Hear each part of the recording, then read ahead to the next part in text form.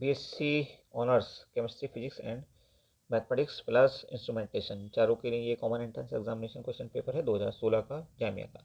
और यहाँ पे आप देख सकते हैं ये है आपका paper code. Hold, paper code यहाँ पे मेंशन है। चलिए पहला क्वेश्चन देखते हैं। क्वेश्चन सीखे क्वेश्चन पेपर दिए हुए हैं पहले। देखिए पहला क्वेश्चन क्या था, how many position isomers can be obtain by the mono substitution of toluene with chlorine. Chlorine को आप मोनो, क्लोरीन की हेल्प से आप मोनो सब्स्टिट्यूट करोगे टोल्यूइन को तो क्या बनेगा, 3 आइसोमर्स मिलेंगे। वन इज ऑर्थो, दूसरा पैरा, तीसरा मेटा। तो ऑप्शन बी करेक्ट है आपका। सेकंड देखिए, which of the following is temporary effect. इनमें से टेम्परेरी इफेक्ट कौन सा है, electromagnetic effect is a temporary effect. It takes place only in presence of an attacking reagent. As soon as the attacking reagent is removed before the reaction, the electron revert back to their original position and the effect is annulled. Next देखिए question number third, aromaticity of benzene is due to. किस लिए होती है aromaticity of benzene. तो पहला कहता है it possesses planar structure, yes बिल्कुल ठीक है। दूसरा देखिए इट ओबेज हैकेल रूल, बिल्कुल ये भी सही है। देन इट इज साइक्लिक, ये भी सही है। और चौथा कहता है it has delocalise pi electrons, तो बिल्कुल चारों ऑप्शन सही हैं। ऑप्शन कौन सा बिल्कुल फिट बैठेगा आपका, डी। फोर्थ देखेंगे आप, the distinction between primary secondary and tertiary alcohols can be made by. तो कौन कौन से टेस्ट इसको डिस्टिंग्विश कर सकते हैं इन अल्कोहल्स को। तो ये होगा आपका ल्यूकास टेस्ट एंड विक्रम टेस्ट दोनों। लेकिन आयोडोफॉर्म टेस्ट हम करते हैं आइडेंटिफाई करने के लिए एल्कोहल एंड कीटोन्स को। तो आयोडोफॉर्म टेस्ट तो हमारा आंसर नहीं हो सकता, तो ऑप्शन सी हमारा सही है। फिर देखिए the volume of hydrogen gas obtained at STP in litre when 1 gram of aluminium completely reacted with excess of aqueous NaOH। सबसे पहले इसकी रिएक्शन लिख लेते हैं, बैलेंस रिएक्शन लिखनी पड़ेगी हमें। और ये हो जाएगा आपका एल्यूमिनियम, और इसकी रिएक्शन हम कराएंगे NaOH से, ठीक है, वाटर की प्रेजेंस में। तो ये हो गया वाटर आपका। प्रोडक्ट क्या क्या बनेगा आपका, तो ये बनेगा NaOAlO2, sorry NaOlO2, just minute, NaAlO2, okay. और बनेगा जी आपका हाइड्रोजन। अब आप इसको बैलेंस कर लो, एल्यूमिनियम के दो यहाँ पे, दो यहाँ लगा दिए, NaOH दो लगा देते हैं यहाँ पे, ठीक है। तो Na दो हो गए, उसके बाद यहाँ पे हम लगा देते हैं हाइड्रोजन के 3। अब देखिए हो गया बैलेंस। तो हाइड्रोजन के 3 मोल हमें मिल गए यहाँ से, ठीक है। एल्यूमिनियम के 2 मोल लिए हमने यहाँ से, ठीक। तो एल्यूमिनियम लिया हमने 54 ग्राम, 54 ग्राम। और यहाँ से हमें हाइड्रोजन कितना मिला, अगर हम लीटर की बात करें, वॉल्यूम की बात करें, तो 3 मोल का वॉल्यूम हो जाएगा 3 × 22.4, ओके। अगर हम 1 ग्राम की बात करें, ये हमसे 1 ग्राम के लिए पूछ रहा है,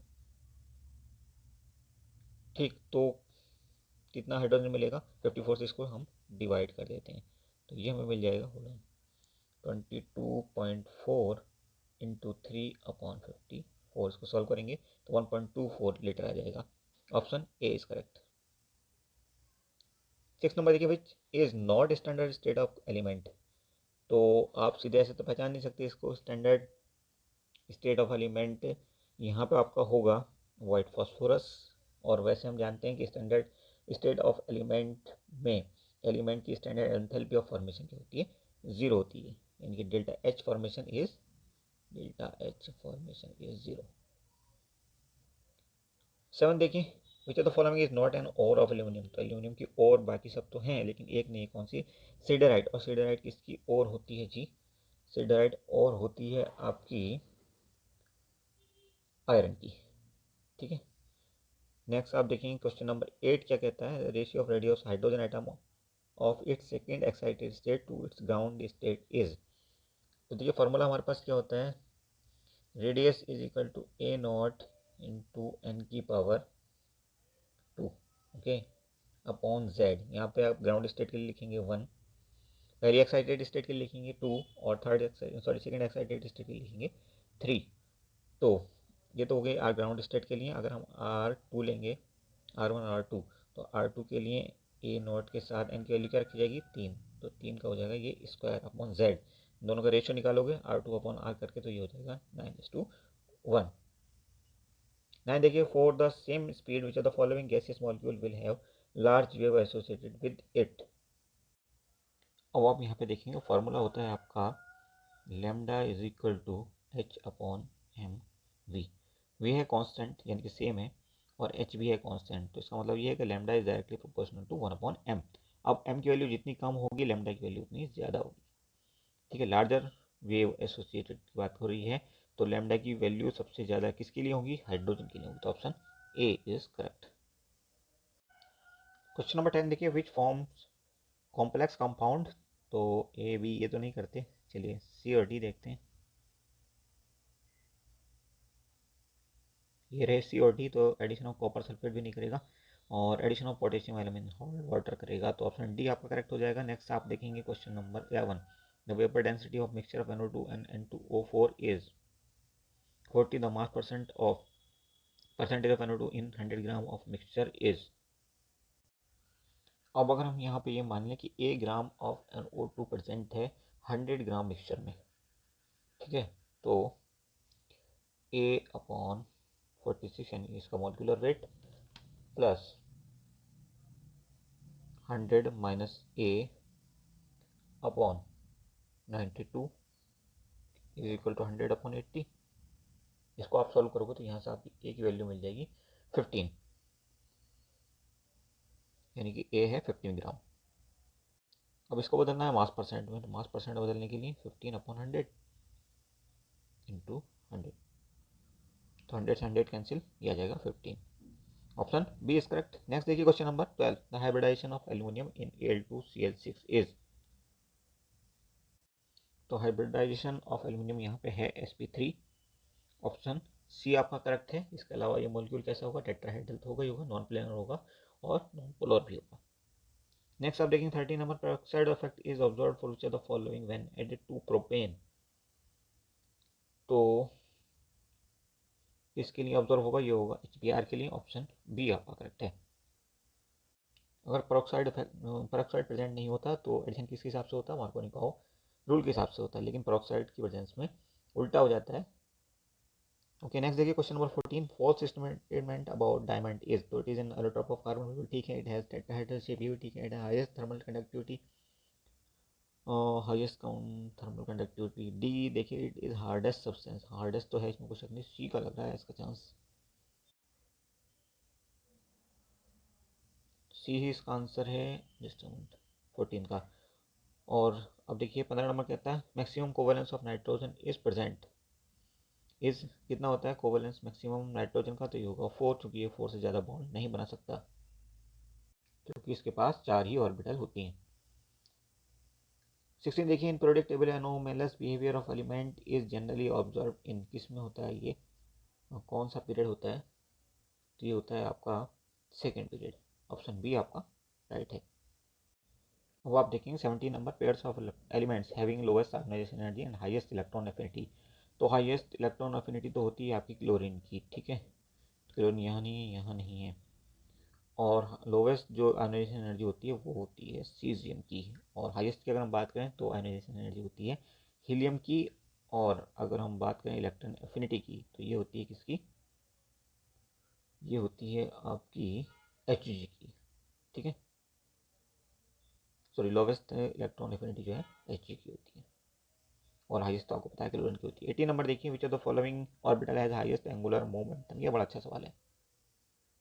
अब देखिए पहले ऑप्शन के लिए अगर हम चेक करें तो एन की वैल्यू कितनी है? 5, एन है 5।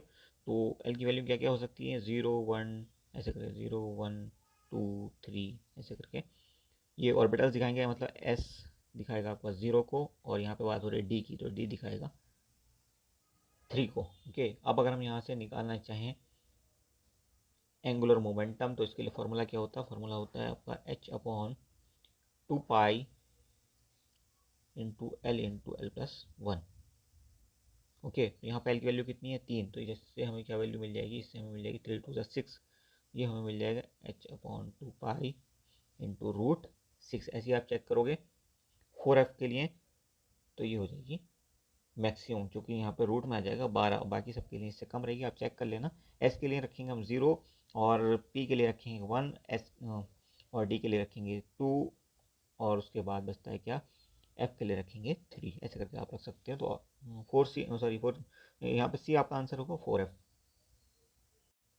नेक्स्ट क्वेश्चन कहता है iodoform test is not given by. तो कौन कौन आयोडोफॉर्म टेस्ट नहीं देता? एथनॉल तो अकेला एल्कोहल है जो कि आयोडोफॉर्म टेस्ट देता है। इसके अलावा एल्डिहाइड की अगर हम बात करें तो एल्डिहाइड में एसिटाल्डिहाइड देता है, क्योंकि सिर्फ और सिर्फ एसिटाल्डिहाइड ही देता है, क्योंकि it has alpha methyl group. Okay, तो ए और सी तो आपका आंसर नहीं हो सकते। अब बचता है क्या, कीटोन तो देंगे ही देंगे, तो बचता है आपका एसिडिक एसिड, ऑप्शन बी आपका राइट आंसर हो जाएगा। Next question, glycosidic linkage is found in, किसमें मिलती है, तो ये मिलती है सारे पॉलीमर्स ऑफ मोनोसेक्राइड्स में। It is a basic bridging bond between two monomer units. तो कौन कौन से ऑप्शन हो सकते, एग्जाम्पल्स हो सकते हैं इसके, सुक्रोज हो सकता है, लैक्टोज हो सकता है, यहाँ पे लैक्टोज दिया है तो लैक्टोज हमारा आंसर हो जाएगा, option A is correct. Next is 22, for which are the following order of reaction the rate constant is equal to rate of reaction. अब आप यहाँ पे देखिए, rate is equal to k into concentration की power n, where n is the rate of reaction, sorry order of the reaction. अगर n हो zero, यानी कि जीरो ऑर्डर रिएक्शन की अगर हम बात करें तो यहाँ पे ये हो जाएगा k, rate of reaction is equal to k, तो ये हमारा ऑप्शन ए सही हो जाएगा। नेक्स्ट देखिए question number 23, the heat of combustion of carbon is this kilojoule per mole, the calorific value of carbon is,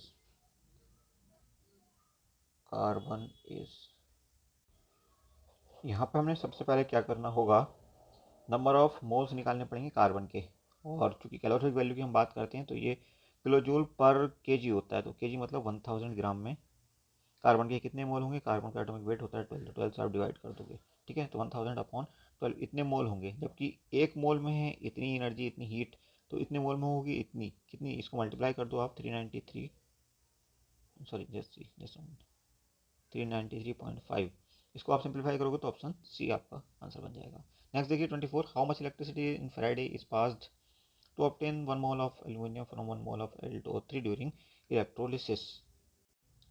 आप यहाँ पे देखेंगे कि अगर हम Al2O3 से 2 मोल ऑफ एल्यूमिनियम निकालें तो कुछ इस ढंग से लिखा जाएगा Al2O3, और इससे हमने निकाले 2 मोल ऑफ एल्यूमिनियम, ठीक है। अब देखिए, अगर चाहिए तो हमें एक ही मोल, ठीक, तो उसी का पता करना कि कितने इलेक्ट्रॉन की जरूरत पड़ेगी, और तब हम डिसाइड कर पाएंगे कितना चार्ज चाहिएगा या इलेक्ट्रिसिटी चाहिएगी। तो ये रहा एल्यूमिनियम, और ये होता है 3+ में, ठीक है।